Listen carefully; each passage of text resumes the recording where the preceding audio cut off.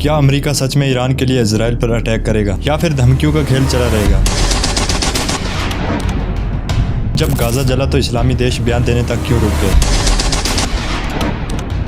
Iran का nuclear programme बिजली बनाने के लिए है या फिर छुपकर बम बनाने के लिए? नेताओं ईरान की सरकार गिराना चाहते हैं, लेकिन क्यों? क्या ये सिर्फ पावर का खेल है? जब अमेरिका के अंदर लोग सड़कों पर नो वॉर का पोस्टर लेकर निकलते हैं तो क्या सरकार सुनती भी है? ईरान के सुपरसोनिक मिसाइल्स क्या इजराइल के आयरन डोम को तोड़ सकते हैं? भारत दोनों तरफ से दोस्ती रखता है, लेकिन जंग के वक्त किस तरफ खड़ा होगा? और क्या CNN और BBC जैसे चैनल सिर्फ इजराइल की कहानियां बताते रहेंगे और बाकी सच छुपाते हैं? ईरान की सुप्रीम लीडर की हत्या का प्लान कौन बना रहा है, मोसाद, CIA या कोई और सबसे बड़ा सवाल, अगर ये जंग शुरू हुई तो पेट्रोल पंप से लेकर प्लेट तक महंगाई का तूफान आएगा। चलिए फिर जानते हैं इस वीडियो में सब कहानियां कि कैसे क्या हो रहा है। वीडियो में बने रहें। अमेरिका और इजराइल के बीच पुराना रिश्ता है, लेकिन मुश्किल वक्त में दोनों एक दूसरे के साथ खड़े। लेकिन सवाल यह है कि क्या अमेरिका खुलकर इजराइल पर हमला करेगा या बातों तक सीमित रहेगा? और इस बात को समझने के लिए हमें 3 चीजें देखनी होगी। पहली, डोनाल्ड ट्रंप और उनकी नीटिशन। दूसरा, नेताओं का प्रेशर। और तीसरा, अमेरिकन कांग्रेस में हो रहे विरोध। 2018 में जब डोनाल्ड ट्रंप ने JCPOA डील को तोड़ दिया था, तब ईरान से टेंशन शुरू हो गई थी और ये टेंशन अब जंग के दरवाजे तक पहुंच चुकी है। नेताओं ये बार बार बोल चुके हैं कि ईरान को रोकने के लिए अमेरिका को कदम उठाना पड़ेगा और ये भी एक न्यूक्लियर खतरा बन चुका है। इस वक्त जब गाजा में हमास के खिलाफ इजराइल की कार्रवाई चल रही है, नेताओं चाहते हैं कि अमेरिका ईरान को भी सीधा टारगेट करे, लेकिन ये इतना आसान नहीं है, क्योंकि अमेरिकन कांग्रेस में कई लोग खुलेआम इस जंग के खिलाफ खड़े। नो मोर वार के पोस्टर लेकर लोग सड़कों पर निकल रहे हैं और पब्लिक भी ये नहीं चाहती कि अमेरिका एक और जंग में घुस जाए। इसके अलावा अमेरिका का डिफेंस बजट ऑलरेडी बढ़ा है और नए फ्रंट खोलने का मतलब होगा ट्रिलियंस का नुकसान और हजारों जवानों की जान का जोखिम। बाइडेन सरकार भी ये समझ रही है कि अगर ईरान पर हमला हुआ तो पूरा मिडिल ईस्ट आग में जल उठेगा, जिसमें सऊदी, लेबनान, सीरिया, यमन जैसे मुल्क भी घुस सकते हैं। अभी तक अमेरिका इजराइल को आराम से इंटेलिजेंस सपोर्ट दे रहा है, लेकिन खुद ईरान के साथ डायरेक्ट स्ट्राइक नहीं कर रहा है और इसका रीजन है डिप्लोमेटिक प्रेशर और पब्लिक का ओपिशन। कुछ रिपोर्टों में यह भी आया है कि अमेरिका छुपकर इजराइल को यह भी कहा है ईरान पर डायरेक्ट अटैक करने से पहले व्हाइट हाउस से सलाह मशवरा जरूर करें। तो इस वक्त अमेरिका एक ऐसे मोड़ पर खड़ा है जहां उसे चुनना होगा, या तो इजराइल के साथ मिलकर ओपन वार करे या एक सीमित और पॉलिटिकल रिश्ता चुनकर टेंशन को दूर करे। लेकिन जब तक नेताओं अपनी टेंशन बढ़ा रहे हैं और ईरान से टेंशन बढ़ती रहेगी, तब तक ये खतरा बना रहेगा कि अमेरिका कभी भी किसी भी वक्त जंग में कूद सकता है। और अब बात करते हैं, क्या इस्लामिक देश ईरान के साथ खड़े होंगे?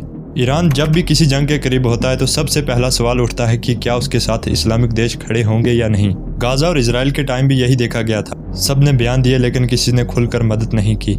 सऊदी अरबिया और ईरान की हाल ही में अभी दोस्ती हुई है, लेकिन अभी तक उनकी सोच अलग अलग है। UAE, बहरीन जैसे मुल्क इजराइल से पहले ही संबंध बना चुके हैं, तो वहाँ ईरान के सपोर्ट में आना थोड़ा मुश्किल होगा। पाकिस्तान भी अपनी अंदर की हालत से बहुत परेशान है, लेकिन वो अपने बयान तक सीमित रहने वाला है। कतार और तुर्की जैसे देश ईरान के नजदीक हैं, लेकिन वो भी खुलेआम जंग में नहीं उतरेंगे। हकीकत यह है कि कोई भी इस्लामिक देश अमेरिका और वेस्ट के प्रेशर में कुछ भी बोल्ड स्टेप नहीं लेते, तो कहना गलत नहीं होगा। ईरान अकेला लड़ा है और आगे भी अगर जंग हुई तो ज्यादातर देश टीवी पर ही देखेंगे। ईरान का कहना है कि उनका न्यूक्लियर प्रोग्राम सिर्फ बिजली बनाने के लिए और रिसर्च करने के लिए है, लेकिन दुनिया उस बात पर भरोसा नहीं करती। 2050 में JCPOA डील हुई थी, जिसमें ईरान ने प्रॉमिस किया था कि वो न्यूक्लियर बम नहीं बनाएगा। इस डील के बदले में अमेरिका और यूरोप ने उस पर लगे सेक्शन हटा दिए थे, लेकिन 2018 में ट्रंप ने बिना किसी हिसाब के उस डील से अलग होने का फैसला ले लिया।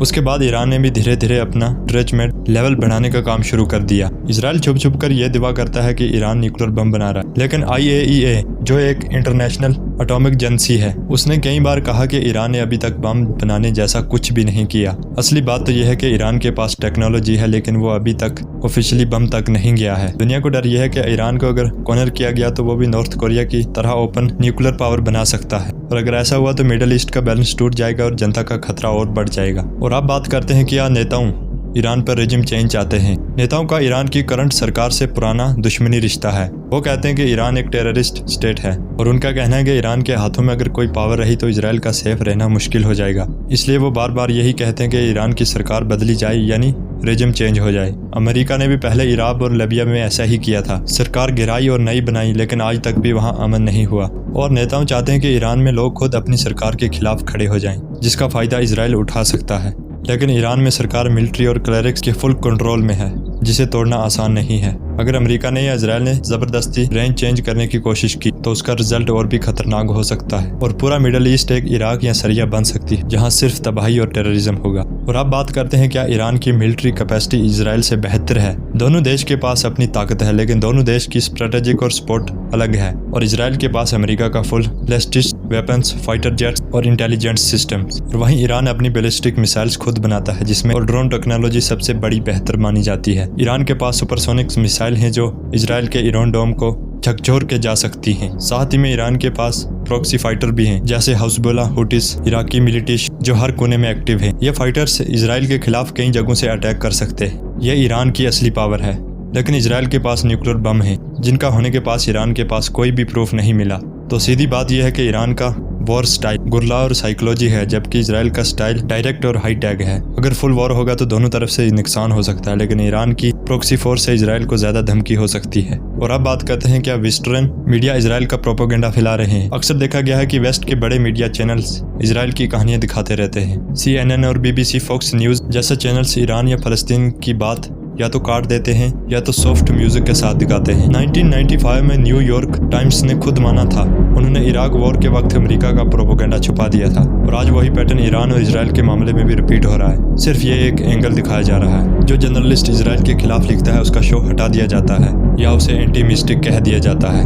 सोशल मीडिया पर भी बाइस दिखाई देता है। ईरान की मिसाइल्स टेरर कहलाते हैं, लेकिन इजराइल के बम डिफेंस। ये मीडिया नैरेटिव सीधा दुनिया की सोच पर असर डालता है, जहां ईरान को विलेन और इजराइल को विक्टिम बना दिया गया है। असली जर्नलिज्म तब होती है जब दोनों तरफ से दिखाया जाए, लेकिन वेस्ट का मीडिया सिर्फ एक तरफ ही झुक जाता है। और अब बात करते हैं क्या ईरान के सुप्रीम लीडर की हत्या का प्लान बन रहा है। कई रिपोर्ट्स जैसे विल स्ट्रीट जर्नल और र्यूटर्स ने यह क्लेम किया है कि वेस्ट का कुछ सीक्रेट्स ग्रुप ईरान के टॉप लीडर्स को टारगेट करना चाहते हैं। Supreme leader Ayatollah Ali Iran का सबसे पावरफुल इंसान है। उसकी मौत ईरान को पॉलिटिकल क्राइसिस में डाल सकती है। इजराइल पहले भी ईरान के न्यूक्लियर साइंटिस्ट को टारगेट कर चुका है, जिसमें मोहसन फखरजादा की हत्या का सबसे बड़ा एग्जाम्पल है। और यह भी माना जा रहा है कि मोसाद इजराइल की सीक्रेट एजेंसी ईरान के अंदर कई लोगों को ट्रेनिंग कर रहा है, जिसे हाई लेवल एहसास किया जा सकता है। अमेरिका ऑफिशियली डिनाई करता है, लेकिन ऑफ रिकॉर्ड सोर्सेज कहते हैं कि रगीम डेस्टेबलाइज करने के लिए ये प्लान कब का बन चुका है। अगर सुप्रीम लीडर की हत्या होती है तो ईरान का पूरा सिस्टम हिल जाएगा और लोग सड़कों पर होंगे और मिलिट्री हाल्ट हो जाएगी। लेकिन असली हरकतें सिर्फ जंग का बहाना बन जाती है, जहां एक इंसान की मौत हजारों की जान ले सकती है। और अब बात करते हैं इस पे, ये वार ग्लोबल इकोनॉमी को कैसे अफेक्ट करेगा।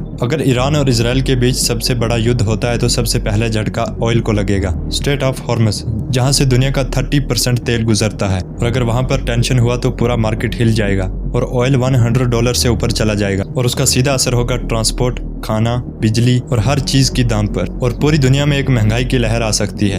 वेपन्स का बिजनेस स्काईरॉकेट करेगा। अमेरिका और यूरोप के डिफेंस ट्रैक्टर्स इसे लाभ उठाएंगे, लेकिन आम आदमी चाहे वो इंडिया में हो या जर्मनी में, उसकी जेब वहाँ भी खाली हो जाएगी। G7 देश टेंशन कम करने की बात तो करेंगे, लेकिन असल में अपना प्रॉफिट ही देखेंगे। तो ये वॉर सिर्फ मिसाइल्स और अटैक की बात नहीं, ये हर रोज रोटी खरीदने वाले आदमी को भी अफेक्ट करेगा। आपको लगता होगा कि इजराइल और ईरान की लड़ाई हमसे दूर है, लेकिन असली सच ये है कि उसका दर्द हर टीवी स्क्रीन पर आपके घर तक पहुंचता है। जंग सिर्फ एक बटन दबाने का काम नहीं, वो एक माँ की हर गोद, हर बचपन, हर सपने का खून बहने देती है। और अगर आप चाहते हैं कि हम आप तक सच्चाई की बातें पहुंचाएं तो इस चैनल को जरूर सब्सक्राइब करें, बेल आइकन भी दबाएं, क्योंकि ये एक वीडियो नहीं, ये एक सच का जंग है जिसमें आपकी सपोर्ट हमारी ताकत बढ़ाता है।